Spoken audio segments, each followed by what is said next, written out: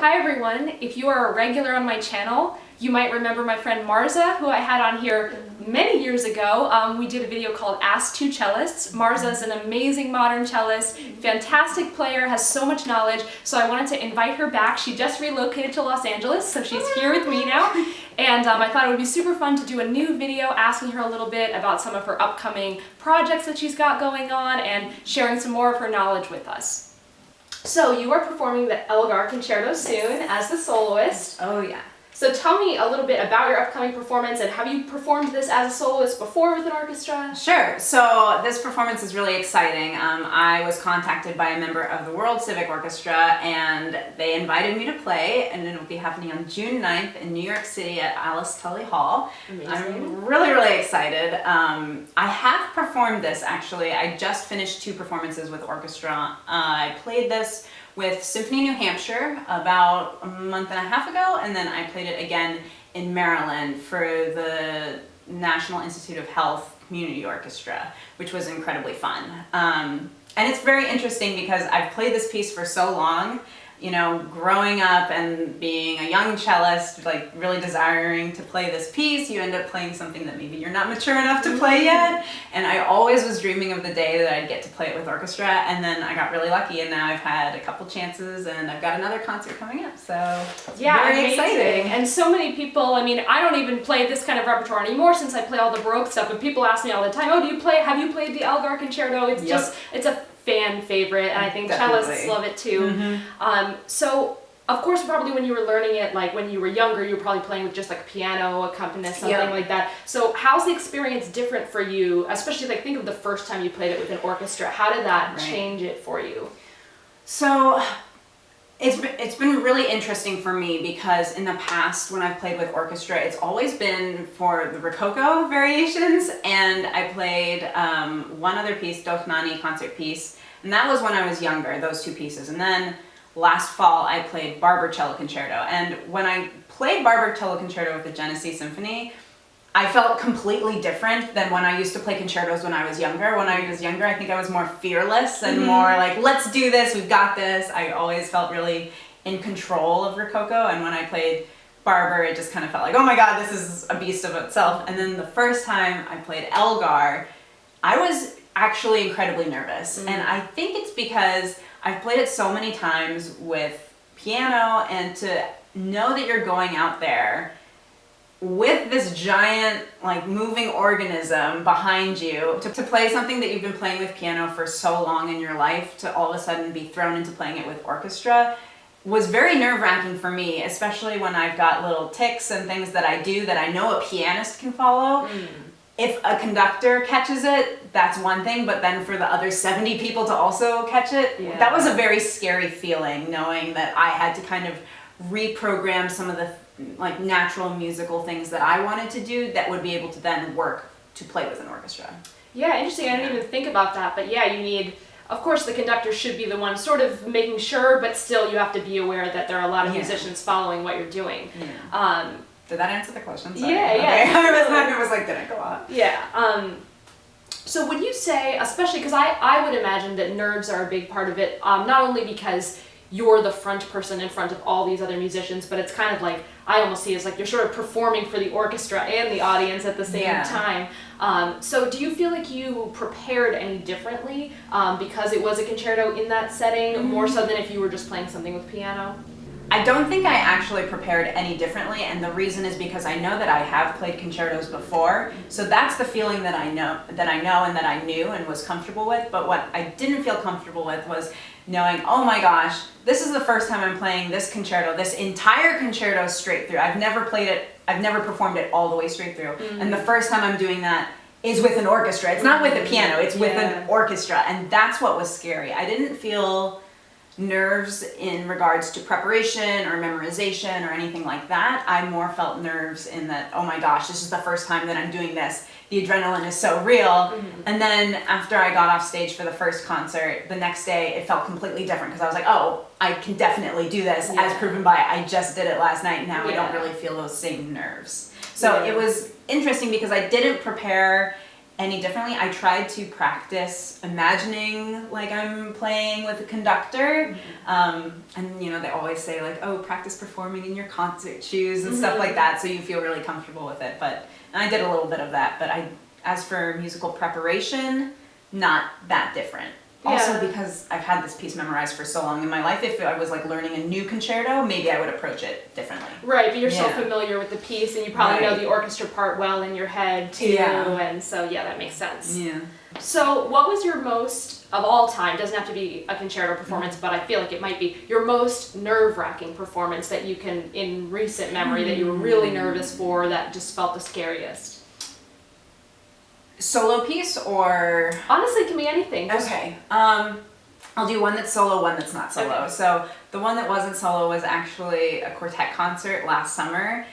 So my quartet, the Adelphi Quartet, we work at the National Orchestral Institute and Festival every summer, and we give our own performance. And I felt so nervous because we were doing like the most insane program. Oh my God.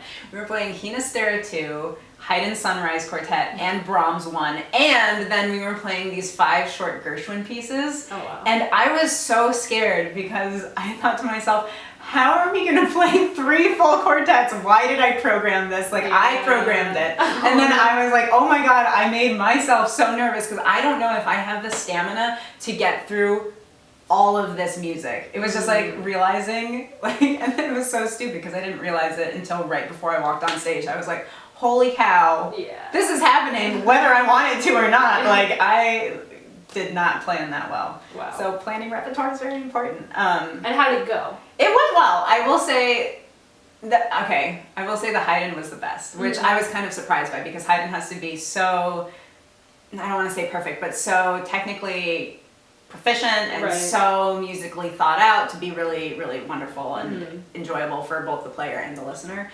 But definitely by the time we ended with Brahms, we were exhausted. Like, I mean, Brahms is so emotionally draining, and to finish off a concert with Brahms 1 was just like, oh my gosh. It felt like we had ran a marathon. Yeah. But so that was for non-solo, and then I think the most nerve-wracking solo thing recently, probably, so my studio at Juilliard, we would give studio recitals, and my teacher Natasha Brofsky loves to do I don't know if she calls it this, I call it round robin, where like she'll have us all playing like maybe 3 suites, and everybody plays a different movement from a suite. So say someone's playing prelude, then another person's playing Allemande, someone else is playing courant, someone else is playing every movement.